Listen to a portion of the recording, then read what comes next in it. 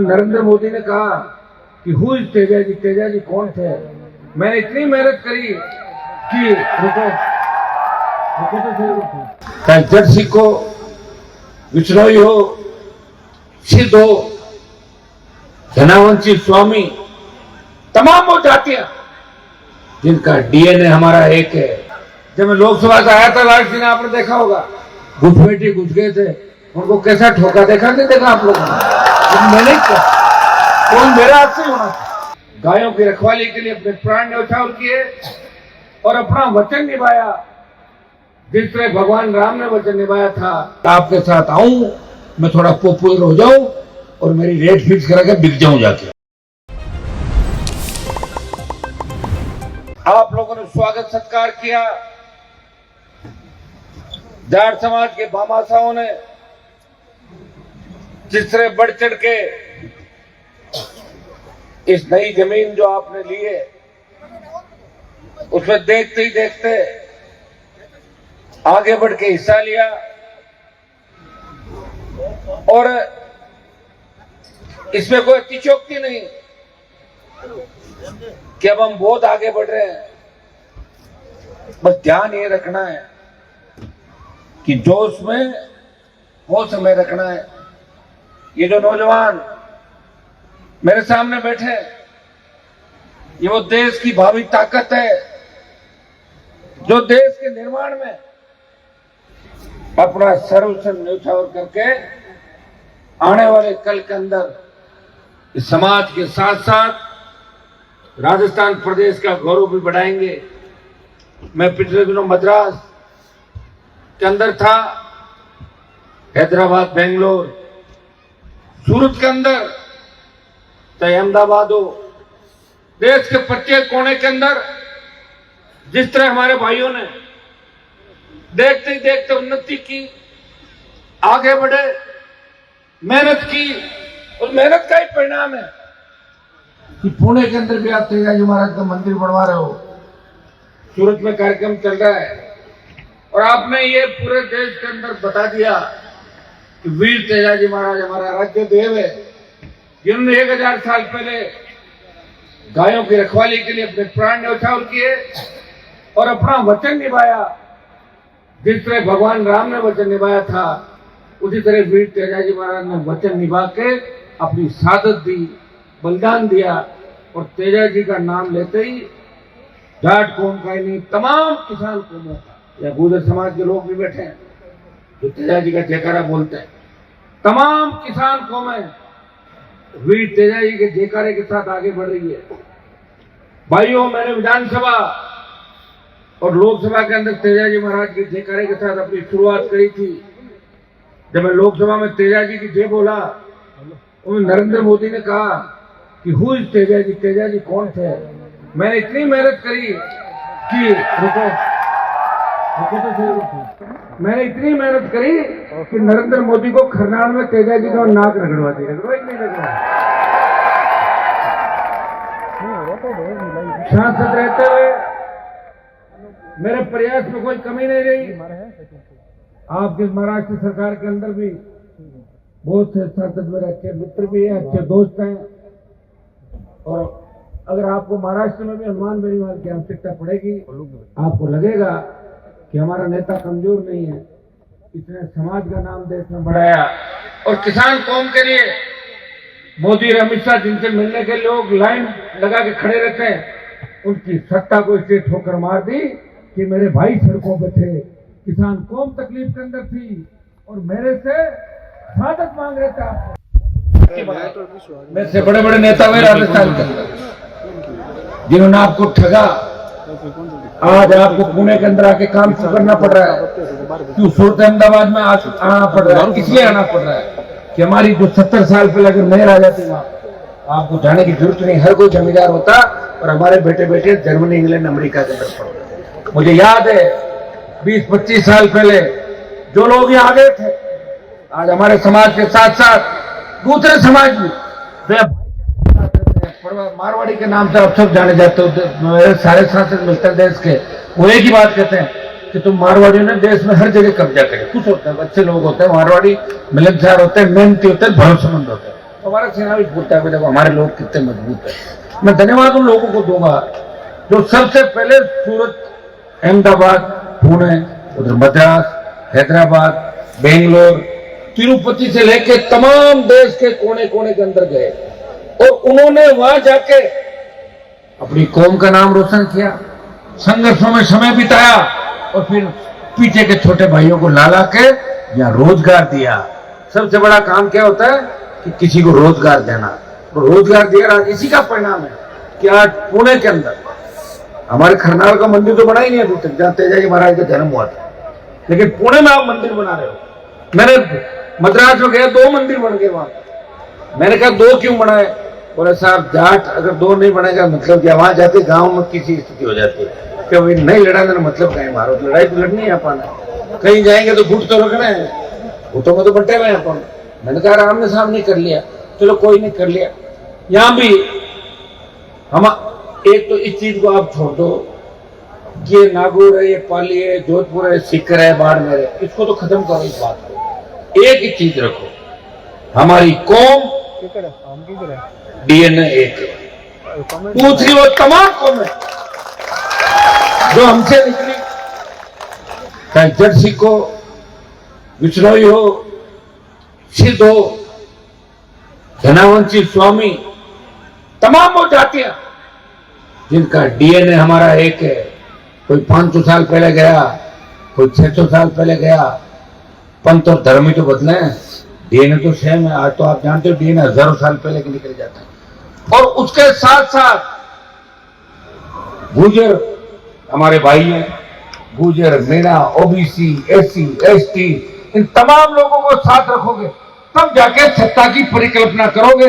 अकेली जाति और उसमें 20-30 हजार नेता, राजस्थान में बताओ हर गांव में 3 नेता, कहां संघर्ष कराऊं। मैं तो देखो मेरी पूरी जवानी खराब कर ली मैंने। 2003 में मंत्री बन जाता, मैं भी वसुंधरा के साथ घूमता, मजे लेता, नेता भी लोगों ने लिए नहीं, तो खत्म कर लिया मेरा जीवन।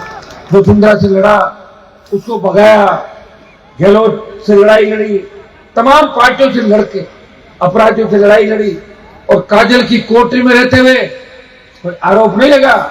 अमित शाह और मोदी की ईडी और सीबीआई हनुमान बेनीवाल को नहीं डरा सकती, किसी और को डरा सकती है। इससे पहले 1000 बार सोचना पड़ता है। अगर कोई कह रहा था कि साहब आपके घर पे ईडी आ जाएगी, तो मैंने कहा ईडी को क्या मिलेगा, 5 जोड़ी कपड़े और 5 जोड़ी जूते मिल जाएंगे, ईडी क्या करेगा मुझे बताओ, मुझे तो होगा कभी तो मिलेगा। इसलिए भाई मजबूती के साथ आपके लिए लड़ रहा हूं। थोड़े से आप भी मायूस हो, लेकिन मैं मायूस इसलिए नहीं हूं कि अब की बार यही होना था। हमें जो काम 18 से 23 के अंदर पूरे देश के अंदर कुर्बानी देके किया, कहीं न कहीं कमी खाने आ रही, मैनेजमेंट की, आर्थिक तंगी की, मैं हाथ नहीं फैलाता किसी का आगे, स्वाभिमान की लड़ाई लड़ी और 1 रुपए का चंदा भी पार्टी फंड में चंदे के नाम से देश में किसी व्यक्ति से नहीं दिया। ऐसा ईमानदार नेता आपको देश के अंदर कोई नहीं मिलेगा जो खुद की जिंदगी को दांव पर रख के और कौम की लड़ाई लड़ रहा है। जब मैं लोकसभा से आया था लास्ट दिन, आपने देखा होगा, घुसपैठिए घुस गए थे, उनको कैसा ठोका, देखा नहीं देखा आप लोगों ने? मैंने कौन मेरा हाथ से होना था। अगर उनके पास बम होता तो फेंक देते, पिस्टल होती गोली चला देते। तो जान तो जानी है, जिस दिन जानी है वो तो रुकेगी नहीं। कोरोना में 50 लाख लोग मर गए बेचारे, उनको पता ही नहीं चला, घर वाले छोड़ गए, अरे इसको कोरोना हो गया जल्दी दाह संस्कार करो, कोरोना घर में नहीं आ जाए। ऐसी स्थिति में हमने देश और प्रदेश का कौन जिम्मेदार था इसके लिए? देश में कोविड आया, उस कोविड के लिए जिम्मेदार कौन था? जिम्मेदार थे नरेंद्र मोदी। वो क्यों थे? वो इसलिए थे कि जब पहला कोविड का पेशेंट पकड़ा, उसको भर्ती कराया केरल के अंदर, उसके बाद 3 महीने तक लोकसभा चलाई। हमने कहा साहब कोविड आ रहा है, आप इंटरनेशनल फ्लाइटों पर रोक लगाओ, कोविड के पेशेंट यहाँ आ जाएंगे तो सारा सत्यानाश हो जाएगा देश और प्रदेश का। राजनीति करते रहे, लोकसभा चलाई, हम सबको वहां बिठाया और सबको कोविड कराया। एमपी को भी मरते मरते बचे हमारे जैसे कितने लोग मरते और कितने लोग चले गए। 1 दर्जन से ज्यादा मंत्री और सांसद चले गए। हमने एक्टर खो दिए, साइंटिस्ट खो दिए, डॉक्टर खो दिए और दूसरी लहर आई तो जवान खो दिए। घर के घर कोविड में चले गए थे, कोई सुनने वाला नहीं था, और लोग भूल गए उस बात को। उसका कारण है लोग एक दिशा में चलते हैं, जब तक दूसरे वाला पाड़ा मजबूत नहीं होता तो लोग एक पाड़े को नहीं छोड़ते, और दूसरे वाला पाड़ा मजबूत क्यों नहीं है ये आप भी अच्छी तरीके से जानते हो। लेकिन मैं तो राजस्थान में लड़ रहा हूं मेरे भाई। अभी तो राजस्थान के लोगों को जगह के अगर मैं यहाँ 25-30 सीट आ जाती तो भी महाराष्ट्र में जब मैं आता तो रुतबा अलग होता, मेरा होता कि नहीं होता। 10 सीट में आता तो भी स्टेट गेस्ट होता, देख रहा हूं। लेकिन हौसले में कोई कमी नहीं, आप चिंता नहीं करें, और सत्ता भी आपके हाथ में ला कर दूंगा। ये मेरे संघर्ष का ही परिणाम है कि पहली बार भारतीय जनता पार्टी ने उपराष्ट्रपति हमारी जाति का बना दिया। ये मेरे संघर्षों का ही परिणाम है कि कांग्रेस और बीजेपी के दोनों अध्यक्ष इसी कौम से राजस्थान के अंदर आते हैं। इस कौम के लिए अरे जल्दी करो, लोग हनुमान की तरफ भाग जाएंगे, आरएलपी में भाग जाएंगे, बढ़िया है, तुम देखो मान सम्मान तो हो रहा है, वो तो ठीक है। ये तो उनकी चालाकी होगी, अपनी चालाकी ये होनी चाहिए कि काम कर लो बीजेपी कांग्रेस से और वोट डाल दो आरएलपी पार्टी को, ऐसे होगी अपनी समझदार। दुनिया ही करी, कौन धोखा नहीं दे रहा बताओ मुझे, सारे धोखा ही दे रहे हैं। 70 साल में क्या दिया, 70 साल के अंदर क्या हमें मिला है, कौन सुरक्षित है, क्या हालात है।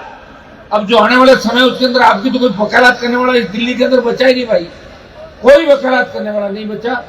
लगते हैं दूर के ढोल सुहावने लगते हैं, लोग प्रयास भी करते हैं कि यार परखते हैं इसको, ये ठीक होगा, फिर पता लगे ये तो उसका ही गुरु है, ये उसका ही गुरु, ये उसका।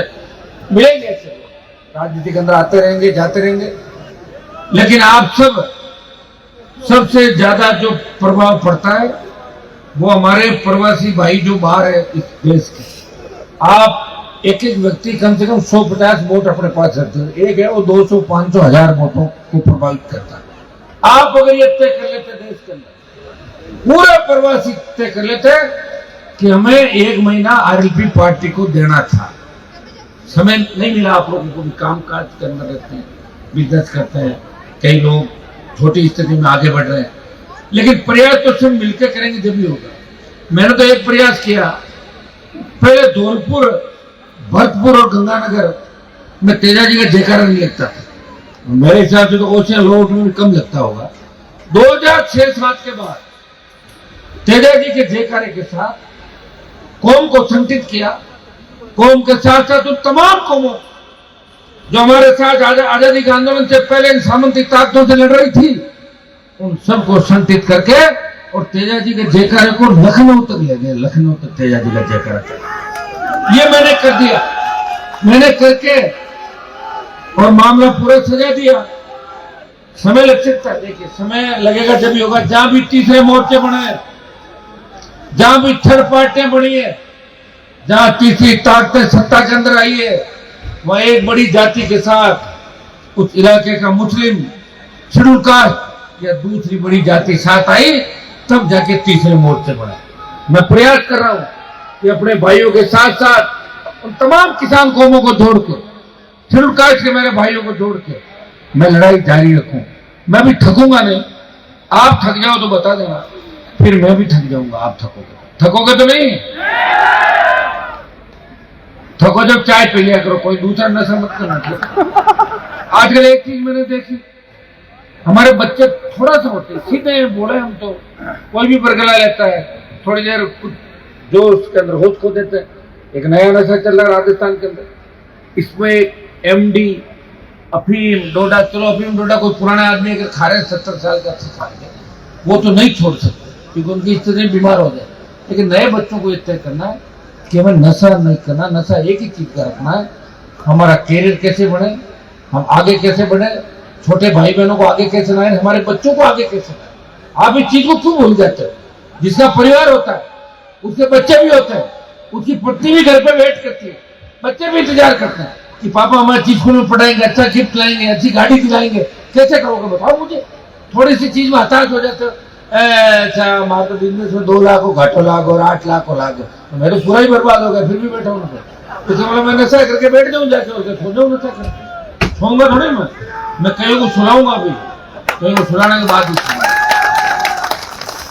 कोई व्यक्ति मुझे कह रहा था कि आपने 20 साल लड़के क्या कर दिया? मैंने कहा मैंने ये कर दिया 3000 फर्जी नेताओं को नेता बनने से रोक दिया। 3000 फर्जी नेताओं, नहीं तो इतना जगह जगह होती था, हर दिक्कत करता था बहुत। वो वही रोकता रहा, आगे बढ़ता रहा, रोकता रहा, बढ़ता, और सबको मौका दिया।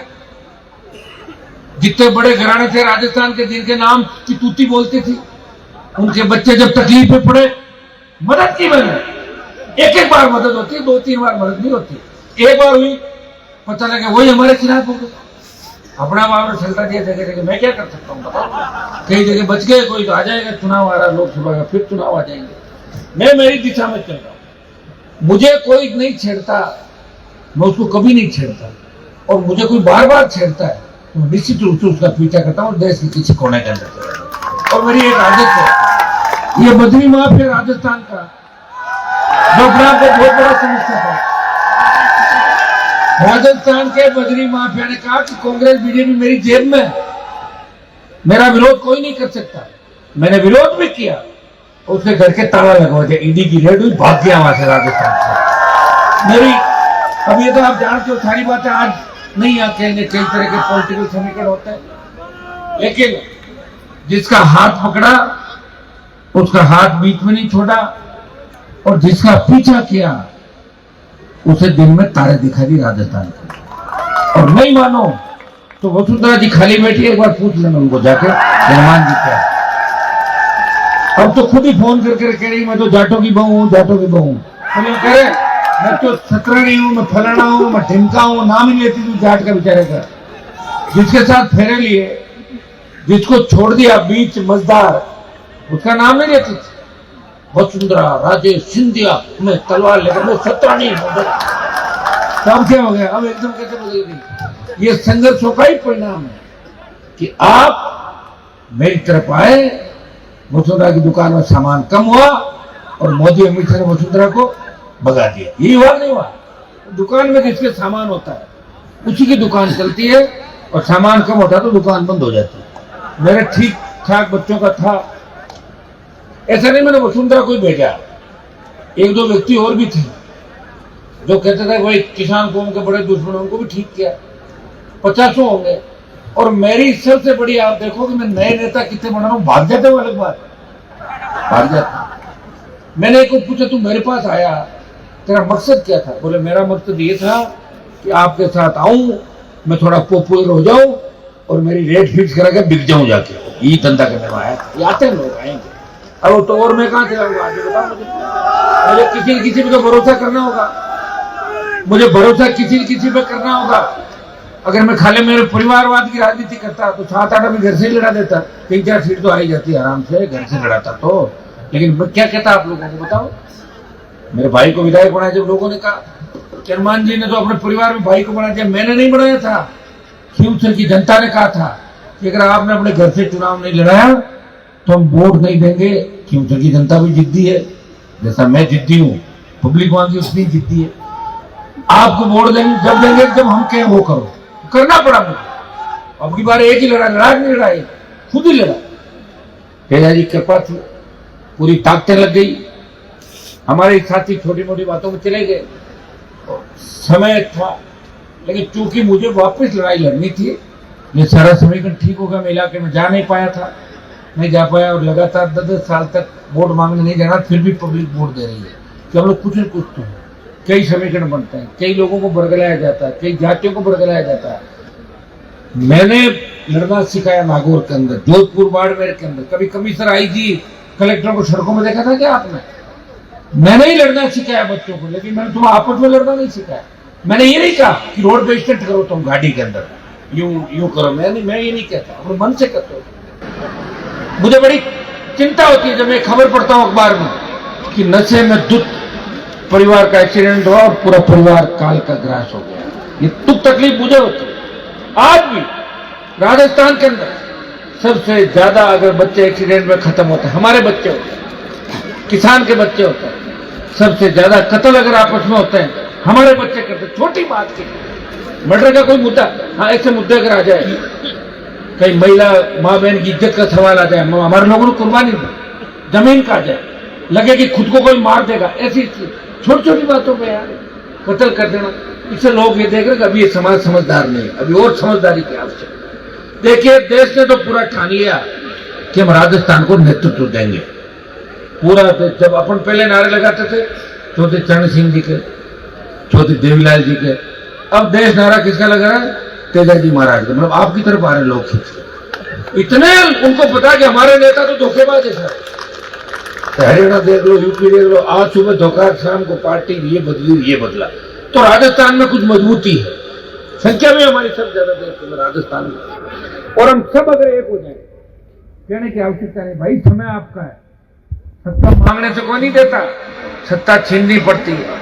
हमारे सबसे बड़ी दिक्कत क्या है कि हमें हमारे ही लोग मारते हैं, दूसरों से हम नहीं मरते।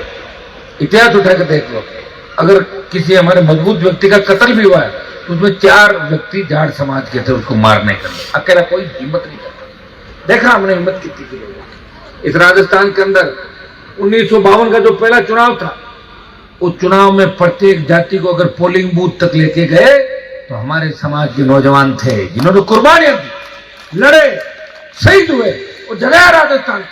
लेकिन अब जंग लग गया, लोगों को पता नहीं क्या हो गया। सारे थोड़ा सा कोई कामयाब होता है, कहने को वो कहेंगे अरे सर ज्यादा तो मेरे को परेशान करते हैं। बड़े लोग कहते हैं कि आप क्यों खराब हो रहे हो। तुम्हें क्या मतलब मैं खराब हो रहा हूँ, सही हो रहा हूँ? तुम्हें वोट देना दिला दो, कम से कम मेरे को परेशान तो मत करो यार। ये तो मत कहो, ये कहो बैठ के कि हमारा नेता लड़ रहा है इस देश के अंदर, उसे ताकत दो, उसे मजबूती दो। बेटे बेटे यही कहते रहे, अगर कैसे मजबूती मिलेगी बताओ मुझे। अब क्या तेजा जी महाराज आएंगे क्या आपके लिए लड़ने के लिए? आएंगे क्या वापस? लड़ना तो हमारे में किसी व्यक्ति को है। मैं तो चाहता हूँ ये छोटे छोटे जो नए एमएलए बने, एमपी बन रहे हैं, ये एक बार आए सारे। अब कई तरह की परिस्थितियां होती है, हर कोई हनुमान बेनीवाल नहीं हो सकता, हर कोई दूसरा नेता नहीं हो सकता, कोई अलग अलग सबकी सोच होती है। मेरी सोच थी कि मैं कौम के लिए लड़ूंगा। आज किसान कर्ज माफी को लेकर जिस तरह देश का किसान सड़क पर, सबसे पहले कर्ज माफी का आंदोलन किसने किया? नागौर से हुंकार भरी और बाड़मेर की हुंकार के बाद मध्य प्रदेश में किसानों ने आंदोलन किया, सीने पे गोलियां खाई। कर्ज माफी के आंदोलन को अगर हवा मिली तो राजस्थान की नागौर की धरती और बाड़मेर की धरती, बीकानेर, सीकर और जयपुर से कर्ज माफी का आंदोलन को हवा मिली। किसानों को सम्मान मिले, न्याय मिले, और अग्निपथ जिसके नाम पर अग्निवीर योजना लाके हमें घर बिठाने का काम किया सेना के अंदर है। कोई नेता नहीं बोला देश का, अकेला हनुमान बेनीवाल अग्निपथ का विरोध लोकसभा के अंदर करता रहा। जोधपुर में 2 लाख जवानों की रैली करके मोदी को चेतावनी दी, आ रहे दिल्ली की तरफ। पहले 25% को ले रहे थे, अब 50% लेंगे, 50 वापिस भेजेंगे। काश मेरे साथ अगर 15 नेता और लड़ते, वो तमाम लोग लड़ते, तो किसान के नाम से, समाज के नाम से वोट लेके विधानसभा और लोकसभा के अंदर जाते हैं। वो कहते हम क्यों लड़ रहे हैं, हनुमान जी लड़ रहे हैं। वो प्रयास ही कर सकता है। और मैं आपको विश्वास दिलाता हूं, आने वाला समय आपका, थोड़ा धीरज धैर्य रखें आप लोग।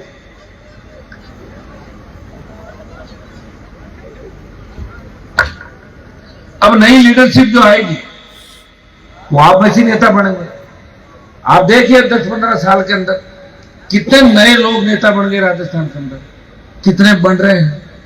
आपकी समझ से बन रहे हैं, मदद भी कर रहे हो आप लोग, आप मदद करना भी चाहते हो। मेरी भी चिंता बहुत करती हो, मुझे बार बार आके कहते हो कि अब तो सरकार के साथ हो जाओ, उम्र निकली जा रही है। मैंने कहा कोरोना में बच गए, ठीक रहा, मर जाते फिर क्या होता? बोले फिर तो गड़बड़ हो जाती। तो जिंदा तो लड़ते रहेंगे, नाम तो चलता रहेगा, या तो नाम चलेगा। और सट्टा कौन सी हमारे को मिल रही भाई? वहां जाके बोले थैला ही तो उठाना है। हाँ तो कभी मोदी का थैला उठा लो, कभी किसी का उठा। मोदी का तो नंबर ही नहीं आता, नीचे जो मंडल अध्यक्ष उनके थैले उठा के घूम रहे, उनका तो उठा रहे तो भी ठीक। तो प्रधानमंत्री के साथ अपनी कौम का कोई आदमी घूमा है तो हमें लगता है कोई पीएम के साथ तो घूम रहा है। ये हमारे उपराष्ट्रपति बने धनखड़ साहब, वहां जाके उनसे और तो कुछ हुआ नहीं। मैंने भी उनको वोट दिया, मेरी अलग पार्टी थी। वोट इसलिए दिया कि कौम का व्यक्ति हूं, वोट नहीं देता। आप सोशल मीडिया पर डालते कि हनुमान जी ने वोट नहीं दिया। मेरे वोट से कोई हार जीत नहीं हो रही, वो जीत रहे थे, लेकिन मैंने वोट दिया उनको क्योंकि मेरी कौम के व्यक्ति थे। और उस व्यक्ति ने वहां जाने के बाद एक काम किया कि जितने भी मजबूत कौन कौन है राजस्थान, ये इन सब की छुट्टी करो, मैं ही नेता हूं देश का। अब कहां नेता? आपकी उम्र कितनी देखो बताओ। अभी कोई 90 साल का आदमी कहता है मैं 25 साल के जवान की वोट कर लूंगा, कर सकता है क्या? तो चला ही नहीं जाता उस व्यक्ति। अब बताओ यार क्या क्या परिस्थितियां झेल रहे हैं हम लोग, तुम्हें थोड़ी पता है सारी चीज। बातें तो करेंगे बड़ी बड़ी समाज का, हम ये कर देंगे वो कर देंगे। और वहां तो देखो इस देश में दो ही व्यक्तियों की चल रही है, नंबर 1 और नंबर 2। जानते हो कौन है 1-2 नंबर? मोदी और अमित शाह। 3 नंबर है ही नहीं इस इंडिया के अंदर। 3 नंबर वही है जो ठेला लेके वहां घूम रहा है, वहां वो है 3 नंबर। कोई 3 नंबर नहीं। मैं आया हूं वहां से, मैं तो देख के आया हूं ना, सारी व्यवस्था देख के आया हूं और आपका नाम करके आया हूं। अगर मेरा नाम कहीं भी ले लोगे, विरोधी को भी तो चमक जाएगा एक बार, ये नाम क्यों ले रहा, पता कर देख क्या मामला है। ये अच्छी बात है ना, इतना बड़ा नाम किया आप लोगों का। और एक चीज ये करी, उसको कोई खरीद नहीं सकता, उसको कोई झुका नहीं सकता, और वो डबल बात भी नहीं करता। वो झुके दिया वो करेगा। लेकिन मैं किसे, मुझे डर आप लोगों से लगता है। पूना वालों ने कह दिया कि 8 तारीख को आना है, अपना आप नाम लिख दिया आपने, मैंने थोड़ी कर लिख दिया कि आना ही पड़ेगा। तो अब सारा काम छोड़ के आया हूँ नहीं आया? अब आज आया तो मेरा आज का कल के 2 दिन जाएंगे, जाएंगे तो जाएंगे, आपके दर्शन भी करने थे। और चूंकि डीएनए एक है हमारा, तो आप कौन से जिद्दी कम होकर मानिए ले आएंगे, अभी का भी जाते ले आए आप लोग। अहमदाबाद का कार्यक्रम नहीं बन पाया था मेरा, मैं भी प्रयास तो करता हूँ सब जगह जाने का, लेकिन पुणे आने की बहुत बड़ी इच्छा थी मेरी लंबे समय से, क्योंकि आगे भी 1-2 बार कार्यक्रम आप लोगों ने रखे, उस समय नहीं आ पाया था। और मैं चाहता हूं कि हम आके आपको नई ऊर्जा दें। आपके पूना के जो 3-4 सांसद में बातें करता बैठा बैठा कि हमारे बापड़ साहब चले गए, उनका अच्छी मित्रता थी मेरे, और भी 3-4 जो आ रहे हैं, करीब करीब महाराष्ट्र के सांसदों से ठीक मामला है, मजबूत है यहाँ के एमपी सारे। तो लोकसभा में क्या मजबूत को ढूंढ लेता है, कौन से स्टेट का कौन मजबूत है, आप करके मिल जाते हैं, ठीक है। और कोविड के टाइम में आपको सबको धन्यवाद दूंगा कि कोरोना के समय आप लोगों ने बहुत ध्यान रखा। मद्रास के कार्यक्रम में मैं था, लोगों ने कहा, मद्रास के लोगों ने कि साहब मारवाड़ियों ने हमारी बहुत सेवा करी, ध्यान रखा, आपने भी सेवा करी। और उस समय यहाँ के जो सांसद थे, कई मेरे मित्र थे,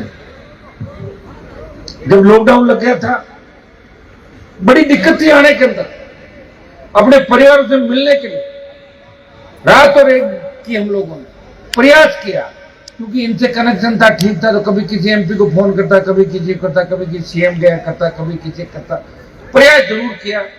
लेकिन मेरा जो कार्यकाल है वो 2 साल तो कोरोना में निकल गया, 5 साल में, ये 2 साल तो कोविड में चले गए, और अभी भी डर ही रहता है। हमारे राजस्थान के मुख्यमंत्री भी कोरोना हो गया, कल मैं पढ़ रहा था, हो गया था ना कुछ, कोरोना हो गया, हाँ, आराम मिल गया उनको। तो अभी कोरोना गया नहीं पूरा, है ना।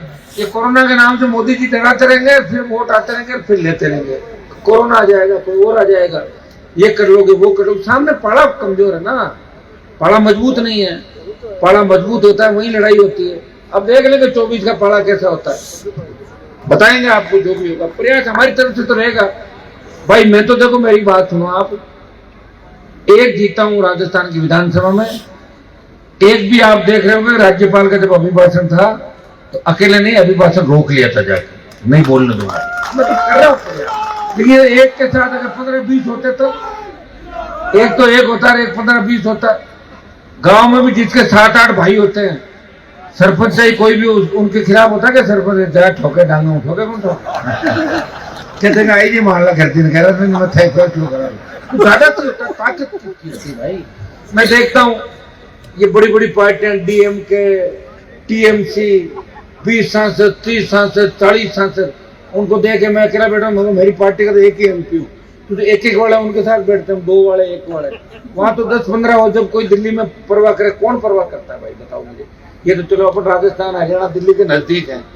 अगर देश की राजधानी मुंबई होती तो अपनी इतनी चौधर थोड़ी चलती ना, वो तो चारों तरफ अपन घेरा है ऐसे चौधर, गाने भी बन गए ना, इसलिए बन गया। राजधानी के चारों तरफ हम है, तो डरा लेते हैं किसी को, आ रहे हैं हम दिल्ली की तरफ, डर जाती है सरकार। वो ये हमारी मातृ शक्ति बैठी है। मैं इनको धन्यवाद दूंगा कि सोशल मीडिया का जो देखिए उपयोग दुरुपयोग हर चीज का होता है। उपयोग तो ये हुआ कि मैं एक दूसरे के नजदीक आ गया। अभी मैं बोल रहा हूं पुणे के अंदर, पूरा देश को पता है पुणे में हनुमान बेनीवाल जाट समाज के कार्यक्रम में हिस्सा ले रहा है। ये सोशल मीडिया तो पहले पता ही नहीं चलता था। पहले अखबार अगर किसी खबर नहीं लगाते, टीवी नहीं दिखाते, तो पता ही नहीं था उस गांव में क्या हो रहा है, शहर में क्या हो रहा है। अब तो 1 मिनट के अंदर चला जाता है। दुरुपयोग ये है, उसमें गलत चीजों की तरफ आप चले जाते हो, टाइम वेस्ट करना और कई तरह के गेम आ गए, कई तरह की इन चीजों को हमें ध्यान रखना, बचना है। हर चीज की अच्छाई हमें लेनी है और बुराई को त्यागना है। आने वाला समय आपका इतना ही मैं विश्वास के साथ दिला सकता हूं। ये हमारे जो एक आपको और कहूंगा, मैं चाहता हूं कि कभी मैं अगली बार आऊं, अच्छी बात है, पालीदार समाज अलग कार्यक्रम करा रहा है।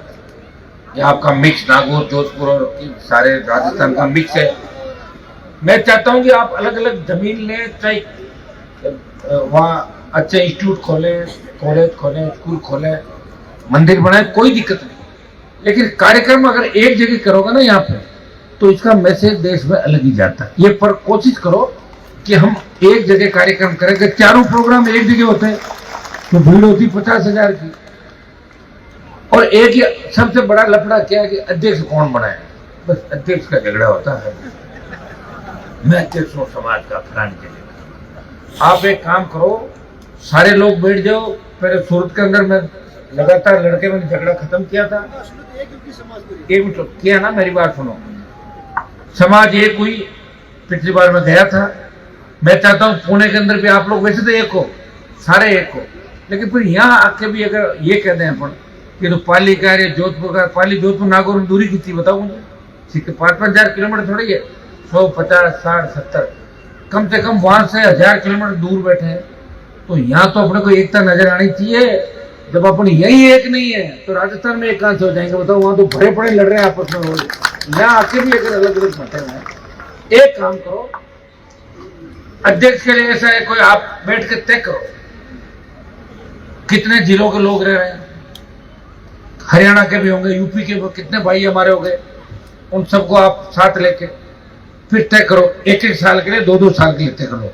2 साल इस जिले का बनेगा नागौर का, 2 साल पाली का, 2 साल जोधपुर का, 2 साल बाड़मेर का, 2 साल सीकर का, 2 साल झुंझुनू का, अपना आप ही चलता है। जिससे क्या है कि अपना आप तुम्हारा हेडेक खत्म हो जाएगा, अपना बनेगा अगला नंबर इसका ही।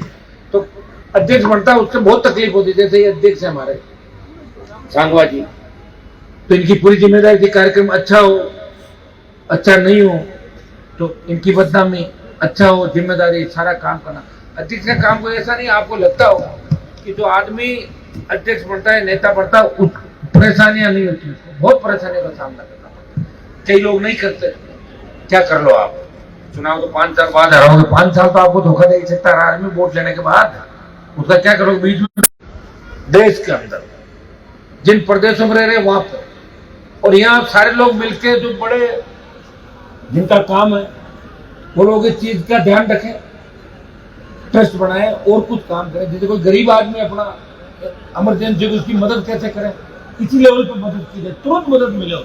अगर सारी बातें सीखेंगे तो निश्चित रूप से आने वाला कल आपका हो जाएगा। क्योंकि हमने बहुत कुछ खो दिया। देश की सरहदों को जब आवश्यकता पड़ती है, हमारी कौम को याद किया जाता है कि देश की सरहदें, जहां रेजिमेंट खड़ी, वहां पे ठीक रेजिमेंट खड़ी है। भाइयों, अमेरिका के अखबार के अंदर छपा हिंदुस्तान के जब कारगिल की लड़ाई हुई थी, 20,000 फुट ऊंची पहाड़ियों पे 50 किलो गोला बारूद, AK-47, AK-56 लेके ताबड़तोड़ दुश्मनों को मार रहा, चल रहा है। ये गार्ड रेजिमेंट का जवान है। कितनी बड़ी बात है।